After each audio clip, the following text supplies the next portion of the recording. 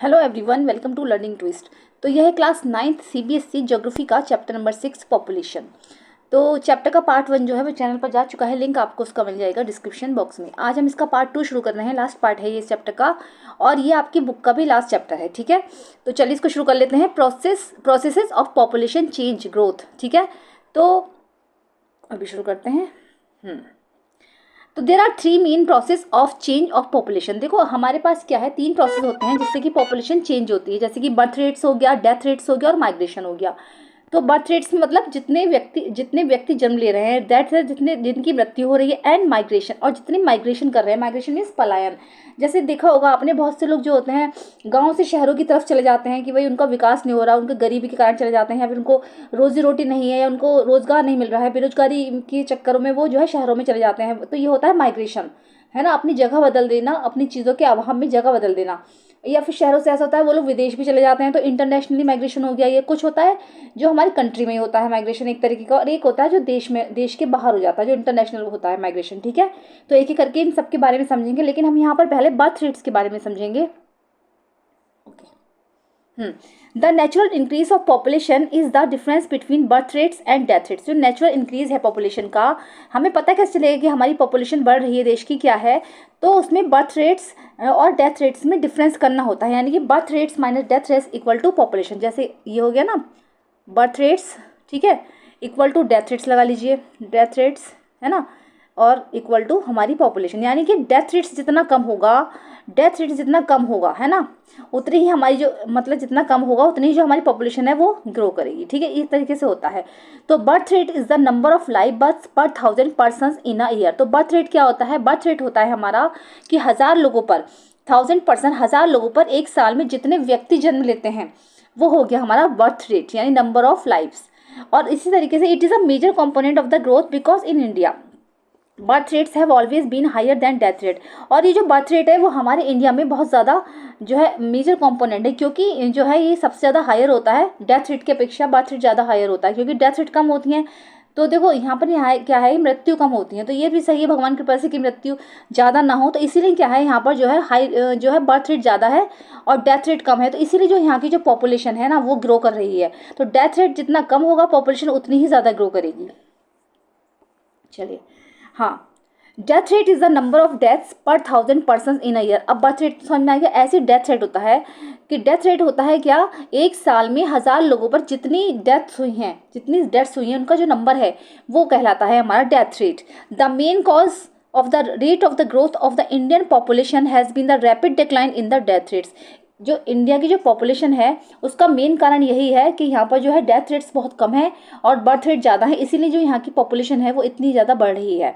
Till 1980 high birth rates and declining death rates led to a large difference between birth rates and death rates resulting in higher rates of population growth. 1980 तक high birth rates था और जो है declining और जो death rates थी वो कम थी, तो इसीलिए जो यहाँ की जो पॉपुलेशन थी ना उसका परिणाम ये था कि बहुत ज़्यादा वो ग्रो कर रही थी। Since 1981 birth rates have also started declining gradually. और 1981 के बाद क्या हुआ, 80 तक तो यही हाल था, 1980 तक यही हाल था, लेकिन 1981 के बाद जनता में मतलब सुधार आया, लोगों को इसकी प्रति पता चला कि भाई जो जनसंख्या वृद्धि नहीं होनी चाहिए, उससे हमें बहुत ज़्यादा नुकसान है। थोड़ा थोड़ा लोगों में इस चीज़ को देखने को मिला। तो 1981 से क्या हुआ, जो बर्थ रेट थी वो भी जो है धीरे धीरे कम हुई और जो डेथ रेट थी वो भी कम होने लगी। तो इसकी वजह से क्या हुआ था, जो पॉपुलेशन जो ग्रो कर रही थी ना उसमें भी धीरे धीरे कमी आने लगी।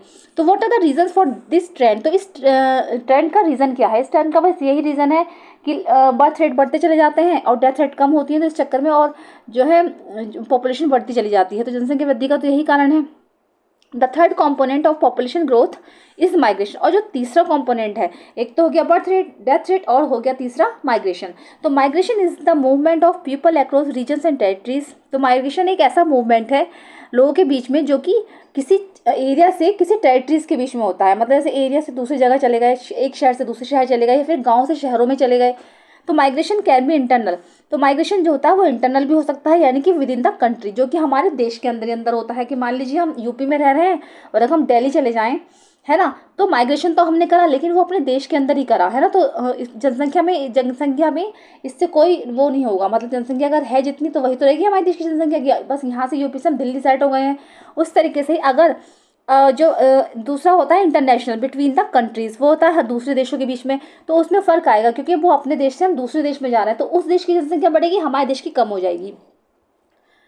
तो international migration does not change the size of the population. International जो इंटरनल माइग्रेशन जो होता है ना, वो जो है हमारे देश की जनसंख्या को चेंज नहीं करता है, लेकिन influences the distribution of the population with in the nation. लेकिन क्या है, वो राष्ट्र में जो है जनसंख्या होती है वो डिस्ट्रीब्यूट हो जाती है। जैसे मान लीजिए यूपी से दिल्ली चले गए, है ना, तो लेकिन क्या है, जनसंख्या कम नहीं हुई है, जनसंख्या तो उतनी ही है।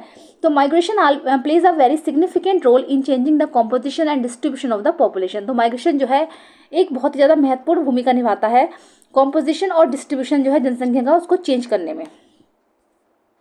तो in India most migration have been from rural to urban areas because of the push factor in rural areas.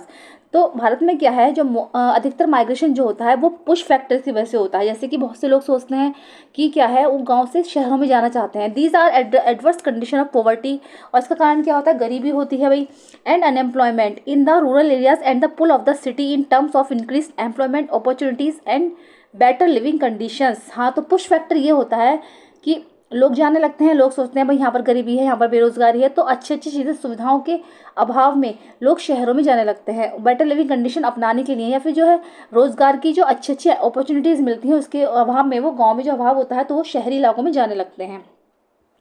Migration is an important determinant of population change. Migration जो है पॉपुलेशन चेंज का एक इम्पॉर्टेंट डिटर्मिनेंट है। It change not only the population size but also the population composition of urban and rural populations in terms of age and sex composition. तो क्या करते हैं कि ये जो ये क्या करता है, ये सिर्फ पॉपुलेशन का साइज़ नहीं बदलता कि बट लेकिन क्या है, ये पॉपुलेशन का जो है कॉम्पोजिशन बदलता है कि अर्बन से रूरल पॉपुलेशन जो है रूरल से अर्बन में आई है, तो एज के हिसाब से, सेक्स के हिसाब से, मतलब कि वो महिला है या पुरुष है उसके हिसाब से उसका कॉम्पोजिशन पूरा चेंज हो जाता है कि कितने लोग आए हैं, फिर कितनी महिलाएं आई हैं।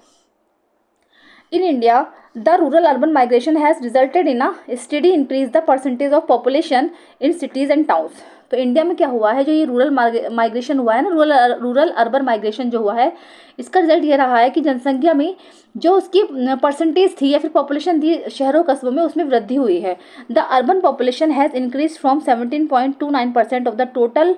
जो अर्बन पॉपुलेशन थी उसमें वृद्धि हुई है 17.29% की of the total population in 1951 to 31.80% in 2011।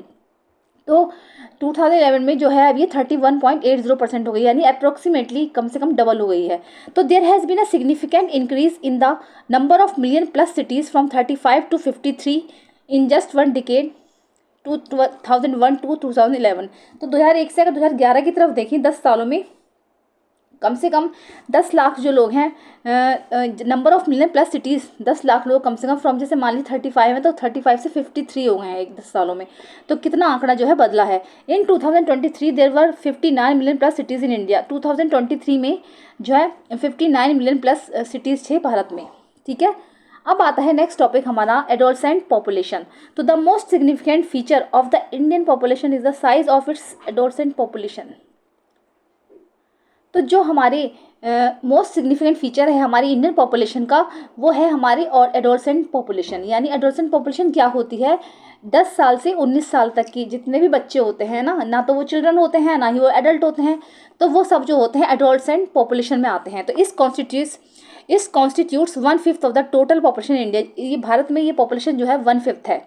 तो adolescents are generally grouped in the age group of 10 to 19 years. Adolescents होते हैं जब लगभग 10 साल से लेकर 19 साल के एज ग्रुप के लोग, बच्चे समझ लीजिए, है ना। तो they are the most important resources for the future. वो हमारे जो फ्यूचर का बहुत इंपॉर्टेंट रिसोर्सेज है, यानी कि वो हमारे देश का भविष्य है, यूथ है वो हमारा। तो nutrition requirements of adolescent are higher than those of the normal child और एडल्ट। तो इन लोगों को क्या है, न्यूट्रिशन जो होता है, रिक्वायरमेंट्स जो होती है वो हायर होनी चाहिए, इन लोगों की जो होती है वो ज़्यादा हायर होनी चाहिए बच्चे और एडल्ट की अपेक्षा। Poor nutrition can lead to deficiency and stunted growth. तो पुअर न्यूट्रिशन अगर इनका होगा, अगर इनको सही से पोषण नहीं मिल पाएगा तो इनके अंदर बीमारियां आ जाएंगी और जो है इनकी ग्रोथ में रुकावट आएगी। बट इन इंडिया, लेकिन भारत में क्या है, the diet available to adolescents is inadequate in all nutrients. लेकिन जो भारत में जो डाइट अवेलेबल है इन लोगों के लिए, एडोलसेंट पॉपुलेशन के लिए, वो पूरी तरह से न्यूट्रिएंट से भरपूर नहीं है। A large number of adolescent girls suffer from anaemia. इसीलिए जो बहुत सारे हमारे देश की जो लड़कियाँ हैं वो एनीमिया से सफ़र करती हैं क्योंकि उन्हें प्रॉपर डाइट नहीं मिल पाती है। और न्यूट्रिएंट्स उनके पूरे नहीं हो पाते हैं। तो their problems have so for not received adequate attention in the process of development. इसीलिए उनकी जो प्रॉब्लम है, अगर उनको अच्छे से भोजन नहीं मिल पाया, उनका न्यूट्रिशन नहीं मिल पाया, तो उनका विकास नहीं हो पाएगा, जिससे कि उनका जो विकास है वो रुक जाएगा। The adolescent girls have to be sensitize to the problems they confront. Adolescent girls जो होती हैं, ठीक है, उनकी प्रॉब्लम्स को हमें ध्यान में रखना चाहिए, सुनना चाहिए, जो कि वो कन्फ्रंट करती हैं। Awareness among them can be improve through the spread of literacy and education. Awareness अगर होगी उन लोगों में, एडोलसेंट पॉपुलेशन में अगर अवेयरनेस होगी, तो इसकी वजह से उसमें सुधार, इससे उनकी शिक्षा में सुधार लाया जा सकता है, और उनकी लिटरेसी, जैसे अगर वो अनपढ़ हैं तो उनको पढ़ाने में भी उनकी सुधार लाया जा सकता है, अगर अवेयरनेस जैसी फैलाई जाए। लास्ट टॉपिक आएगा इसका, नेशनल पॉपुलेशन पॉलिसी। तो recognising that the planning of families would improve individual health and welfare, the government of India initiated a comprehensive family planning programme in 1952।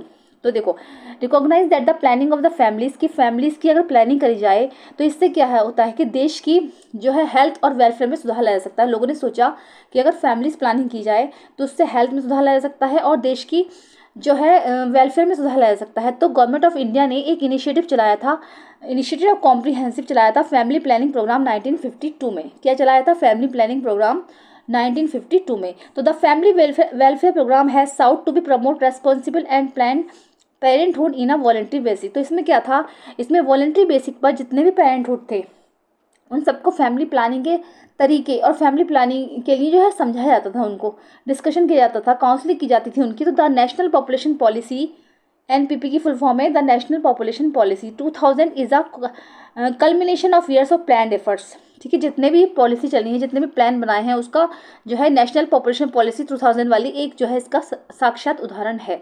The NPP 2000 provides a policy framework for imparting free and compulsory school education up to 14 years of as.